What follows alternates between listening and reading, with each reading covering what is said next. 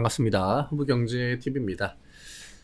명절 연휴가 끝났죠. 명절 잘 보내셨나요? 연휴가 굉장히 또 길었고 시장 분위기가 안 좋은 상태에서 연휴로 들어갔기 때문에 그래도 좀 연휴 끝나면은 좀 뭐 괜찮아지겠지. 네, 요런 심리가 아무래도 좀 이렇게 있을 수밖에 없던 그런 상황이었는데 오늘 그 기대를 명확하게 좀 깨버리는 그런 강한 하락이 나왔고요. 이게 오히려 지금 좀 많이 내려왔다라고 생각이 된 구간에서, 그쵸?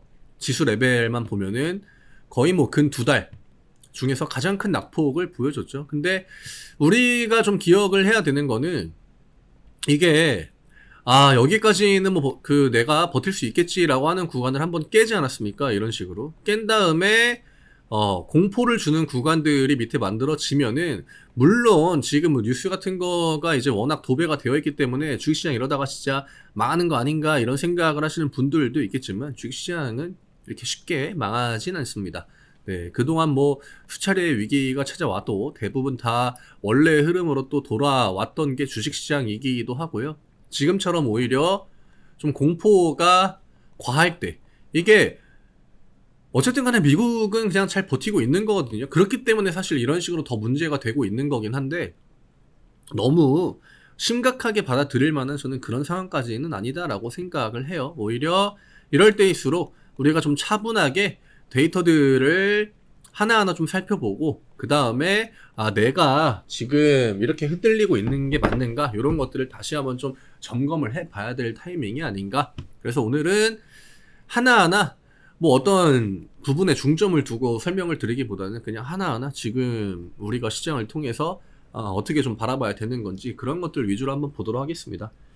저희 카카오 채널 링크 영상 아래쪽에 남겨드립니다. 파란 글씨 누르시고 무료 종목 신청 누르신 다음에 포스코홀딩스라고 남겨주시면은 저희가 안내해드리는 무료 종목들, 다음 주에 또 연휴가 있어가지고 4거래일이죠. 4거래일 동안 세 종목 같이 매매하실 수 있게 또 안내해드릴 겁니다. 명절 연휴 지나고 통장이 좀 가벼워졌죠. 조금이나마 도움 되실 수 있게 저희 종목들로 오셔가지고 같이 매매하시고, 또 지금은 심리가 워낙에 흔들릴 수밖에 없는 구간이라 이럴 때 같이 오셔가지고 대응하시면은 많은 도움 되지 않을까 생각합니다. 일단 뭐 홀딩스는 우리가 50만원을 최하단으로 보고 있었기 때문에, 그쵸? 정말 많이 밀린다라고 하면은 50만원까지는 밀릴 수 있다. 아직 뭐 50만원을 찍진 않았지만 50만원 찍는 거는 이제는 그냥 거의 좀 이렇게 확률이 높다라고 봐야겠죠. 오늘 퓨처엠 같은 경우에도 많이 밀렸고, 또 에코프로, BM 이런 종목들 확실히 2차전지 쪽으로 계속적으로 공격이 좀 강하게 들어오고 있다. 반도체가 그냥 뭐 버틴다라는 느낌보다는 이거를 뭐라고 설명해야 될까요? 그냥 지수 커버 형태? 그냥 딱 그 이상 그 이하도 아니라고 봐요. 그렇다고 반도체가 전부 다 막 빨간불이 들어오는 것도 아니고, 결국 금리 인상, 국채금리 이런 것들이 시장에 압박을 주고 있는 상황에서 반도체로 일부 그냥 뭐 SK하이닉스나 뭐 한미반도체나 이런 걸로 빨간불 보여주는 건 정말 큰 의미가 없다라고 보여지고요. 오늘과 같은 시장에서 누가 이제 파란불이 들어오고 누가 빨간불이 들어오고 이런 것도 크게 뭐 의미가 없다라고 봐야겠죠. 그러면 이제 우리가 홀딩스가 50만원을 찍는다라고 가정을 하면은 여기에서 나올 수 있는 뭐 음봉 같은 경우에는 뭐 1개나 작은 음봉으로 한 2개 정도, 이 정도가 가능하겠고, 제가 기억하실지 모르겠지만 에코프로 얼마가 깨져야 된다 그랬죠? 80만원. 에코프로는 80만원이 좀 깨져야 됩니다. 80만원 정도까지는 조정이 나올 수 있습니다. 그 코멘트를 드렸는데, 지금 에코프로 80만원도 딱 포스코홀딩스 50만원이랑 비슷한 포지션에 맞춰져 있습니다. 이 구간에 내려오면은 또 뭐가 나오느냐? 여기에 보면은 이제 코스피가 2400 라인 얼추 다 왔고요. 코스닥 같은 경우에도 800 라인에 얼추 다 왔습니다. 이러면 지금 유의미한 가격 구간에 대부분 다 음봉 하나, 그 다음에 각자 종목의 포지션에 봐도, 대장주 혹은 메인 종목들 포지션에 봐도 음봉 하나 정도면은 또 기술적으로 거의 뭐 최하단이라고 할 수 있는 가격 라인에 근접이 되고요. 또 이제 10월달은 실적, 이슈가 또 시작이 되죠. 실적 시즌이 시작이 되고 또 CPI, 물론 뭐 CPI에 대해서 크게 기대를 안 하겠지만 지난달 CPI 때 그 반등폭이 굉장히 컸거든요. 그래서 아마 이번 CPI는 좀 충격이 9월 발표보다는 조금 덜하지 않을까. 그 다음에 나스닥도 일단은 뭐 13,000원에서 버텨주고 있기 때문에 여기에서 추가적으로 낙폭이 막 더 크게 나온다 이렇게 보기에는 조금 무리가 있지 않을까. 물론 50만원을 그냥 딱 찍고 반등 이런 형태보다는 제가 늘 이야기 드리지만 50만원을 한번 깨는 액션을 주고 그 다음에 50만원으로 회복을 해주는, 제가 지난번에 이제 55만원 이 구간을 회복을 해줘야 된다 그 코멘트를 굉장히 여러 번 드렸잖아요. 근데 어차피 55만원 회복 못했습니다. 기술적으로 반등을 보여줘야 되는 거래서 반등을 못했기 때문에 제가 55만원 회복 못해주면 아래로 밀린다. 근데 오늘 이제 음봉이 너무 생각보다 과하다 보니까 우리가 밀리겠다 혹은 강한 반등이 바로 나오기는 힘들겠다 그 생각을 하고 있었어도 오늘 같은 날은 굉장히 좀 공포에 사로잡힐 수밖에 없긴 하거든요.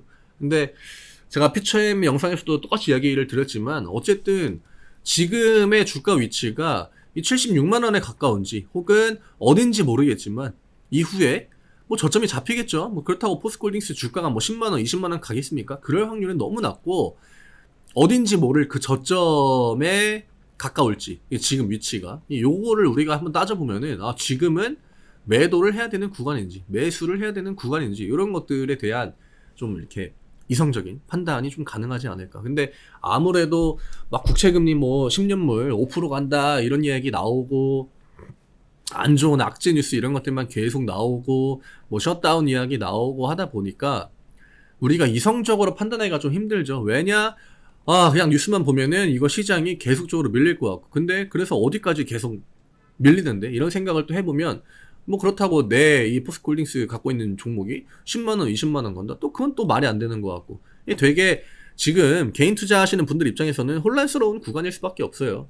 이게 그 심리를 반영을 해가지고 보는 거랑 심리를 배제하고 보는 거랑 명확하게 관점이 극명하게 나눠지는 딱 그 위치거든요.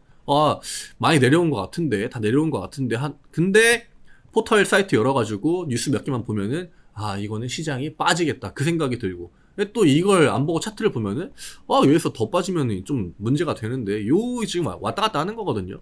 근데 이런 것들만 좀 이렇게 기준점을 잡고 좀 냉정하게 보려고 좀 이렇게 뭐 노력이라고 하기 좀 그렇고, 그러니까 좀 냉정하게 침착하게 좀 그냥 차분하게 지금 시장을 바라보면은 이제 얼추 그냥 거의 다 내려왔구나, 혹은 지금은 고점보다는 저점에 좀 더 가깝겠구나. 물론 저점이 어딘지는 그 누구도 알 수 없어요. 그거는 외국인이랑 기관들이 뭐 오늘같이 양매도를 진짜 이틀만 더 때려도 저점이 그냥 툭툭 내려가는 거는 뭐 그냥 시간 문제인 거고, 외국인이랑 기관들이 또 내일은 살지 팔지 그거를 우리가 모르지 않습니까? 그렇기 때문에 확인을 하긴 해야 됩니다. 어차피 지금은 시장이 약세 구간이고, 홀딩스 같은 경우에는 늘 이야기 드리지만 잘 버텼어요.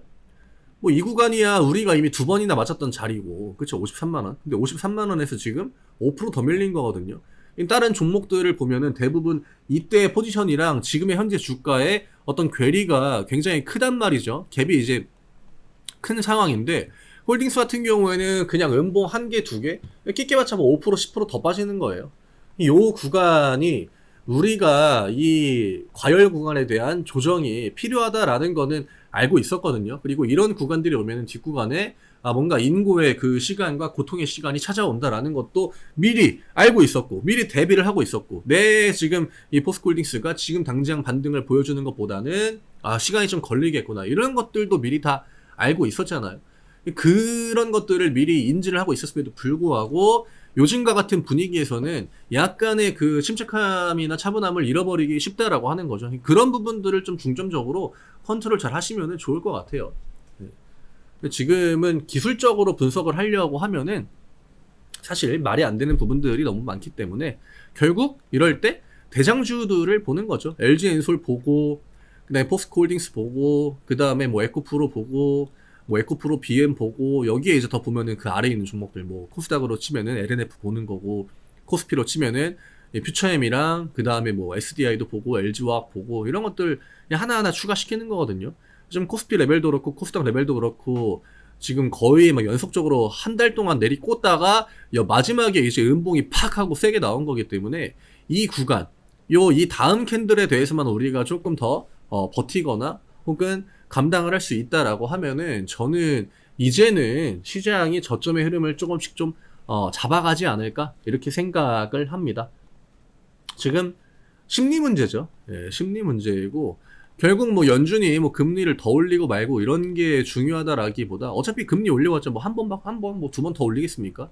작년에 자이언트 스텝 연속 4번으로 하고 그랬는데 그때에 비하면은 자이언트 빅스텝 그냥 한 번 하는 거랑 똑같아요. 물론 지금이랑 관점은 다르죠. 왜냐? 여기에서 금리 더 올리면 경기 침체다. 근데 경기 침체는 이미 왔습니다. 이미 오고 그거에 대한 반영도 충분히 되어 있는 시장이다라고 봐야겠죠. 우리가 앞으로 경기가 좋아질 거다라고 예상해가지고 뭐 시장이 올라갔나요? 그것도 아니죠. 결국 지금은 어떤 연준의 어떤 피벗, 기대감으로 전환, 그 기대감으로 올렸던 건데 그거에 대해서 이제 실망감이 나오고 아무래도 그 실망감들이 어떤 10년물 국채금리 이런 것들의 반영이 되었기 때문에 단기적으로 좀 데미지가 세게 들어오는 거는 맞거든요. 근데 연준도 결국에는 한 달 한 달 데이터 따라서 늘 말이 달라지고 시장의 관점도 달라지고 뭐 지금 올 초에 올해 연말에 금리가 어디까지 갈지 뭐 맨 처음에 몇 프로 막 예상해가지고 나왔었죠. 근데 그것도 지금 다르고요.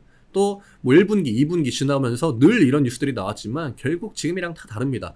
지금 시장이 겁을 내고 있는 거는 내년 연말까지 현재의 고금리를 유지한다. 이게 시장에 압박을 주고 있는 거거든요. 근데 이것도 진짜 두세 달 그 시장 어떤 뭐 고용 지표니 뭐 경제 지표니 혹은 물가 지표니 이런 것들이 조금만 다르게 나와도 관점이 바뀔 수 있다라고 하는 거죠. 시장은 늘 그래 왔습니다. 그러니까 지금 나오는 어떤 뉴스들이 앞으로의 막 1년, 2년의 시장을 결정짓는다. 이런 관점으로만 안 보시면은 저는 충분히 좀 냉정한 대응을 할 수 있는 구간에 있지 않나. 그리고 위기를 또 기회로 만들 수 있는 그런 또 기회에 있지 않나. 이렇게 생각이 됩니다. 오늘 이 정도로 딱 정리를 해드리면 될 것 같고요. 이게 아무래도 심리적인 부분이 좀 중요한 구간이기 때문에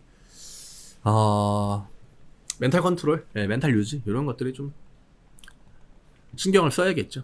저희 카카오 채널 링크 영상 아래쪽에 남겨드립니다. 파란 글씨 누르시고 무료 종목 신청 누르신 다음에 포스코 홀딩스라고 남겨주시면 저희가 안내해드리는 무료 종목들 다음 주 또 같이 매매하실 수 있고 또 이런 시장에 뭐 같이 매매를 하고 말고 이런 걸 떠나가지고 결국 시장을 뭔가 이게 막연한 두려움을 안고서 나 혼자 바라보는 것과 또 이제 저희랑 또 다른 분들이랑 같이 해가지고 시장을 바라보는 거랑은 그 심리적인 부분 혹은 대응에 관련된 어떤 그런 충동적인 부분 이런 것들이 그 제어가 되기 때문에 저는 매매뿐만 아니라 수익뿐만 아니라 가져가실 수 있는 어떤 이점들이 굉장히 많다라고 생각합니다.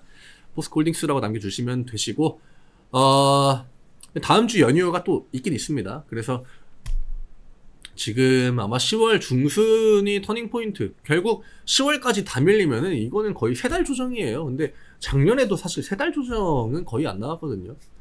그렇다고 반등이 못 나올 상황도 아니고 실적이 그렇다고 엄청나게 완전 막 빠개진 그런 상황도 아니기 때문에 저는 원래 흐름을 조금씩이나마 찾아가는 그런 10월달이 되지 않을까 이렇게 생각을 합니다. 지금은 힘든 구간이고 고통스러운 구간이고 제한이 있는 구간은 맞아요. 그렇지만 우리한테 계속적인 하락이 기다리고 있는 것만은 아니라는 거 이런 것들만 좀 참고해 주시면 될 것 같습니다. 저는 내일 다시 또 인사드리도록 하겠습니다. 감사합니다.